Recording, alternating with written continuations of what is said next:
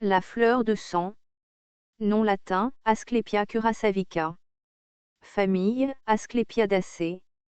Nom commun, fleur de sang. Propriétés thérapeutiques. Dépuratif, hémostatique, astringente, purgatif. L'action physiologique agirait directement sur le système musculaire organique, en particulier sur le cœur et les vaisseaux sanguins. Parties utilisées. Racines, fleurs, tiges, feuilles. Distribution. On la trouve le plus souvent dans les pâturages, les terrains vagues et le long des routes. Elle est largement cultivée dans le monde entier comme plante ornementale. Botanique. La fleur de sang est une plante herbacée vivace dressée, simple ou légèrement ramifiée, lisse, de 40 à 60 cm de hauteur. Les feuilles sont opposées, lancéolées ou oblongues-lancéolées, de 7 à 13 cm de longueur et pointues aux deux extrémités. Les inflorescences sont en forme de parapluie, se produisent à l'aisselle des feuilles où terminent les branches. Les fleurs sont rouge-orangées, de 1,2 à 1,4 cm de longueur. Les sépales sont linéaires et verts. Les lobes de la corolle sont réfléchis, oblongs, d'environ 8 mm de longueur. Le fruit est un follicule, étroit et pointu aux deux extrémités, lancéolé, de 6 à 8 cm de long, de 1 à 1,3 cm de diamètre. Les graines sont nombreuses, plates et attachées à de nombreux poils longs et soyeux. Constituants. Le criblage phytochimique a donné des tannins, du phénol, des terpénoïdes, de la xanthoprotéine, entre autres. La plante contient un glucoside, l'asclépiadine. On a rapporté que l'action physiologique de l'asclépiadine non modifiée ressemblait à l'émétine.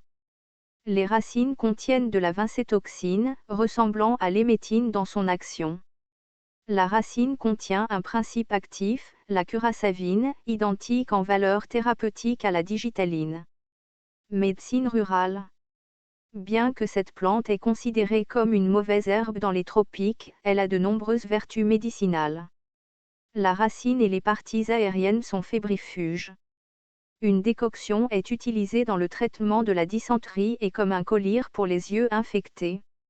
La racine contient un glycoside, l'asclépiadine, qui est utilisé comme émétique et purgatif, à utiliser à petite dose. Une pâte faite de feuilles écrasées, combinée avec du sel, de l'huile végétale et du pain, est utilisée pour traiter les ulcères de la peau.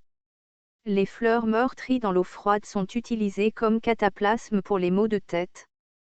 La plante contient un latex blanc abondant qui est appliqué sur les verrues et les cors.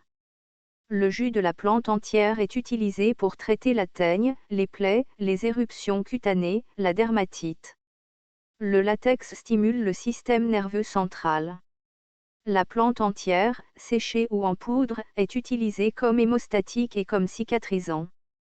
En Chine, la plante est utilisée pour disperser les fièvres, améliorer la circulation et contrôler les saignements. Une décoction de plantes séchées est utilisée comme tonique cardiaque, et pour l'amygdalite, la pneumonie, la bronchite, l'urétrite, les saignements internes et externes. Le jus ou la poudre de parties aériennes est utilisée comme antidote aux morsures de serpents et des piqûres de scorpions. Autres. Les fibres de tige sont utilisées pour le filage, en mélange avec du coton. Les poils de graines sont utilisés comme matériau de rembourrage pour les oreillers. Danger. Attention, la racine contient un glycoside, l'asclépiadine, qui est émétique et purgatif. À trop forte dose, elle peut entraîner la mort.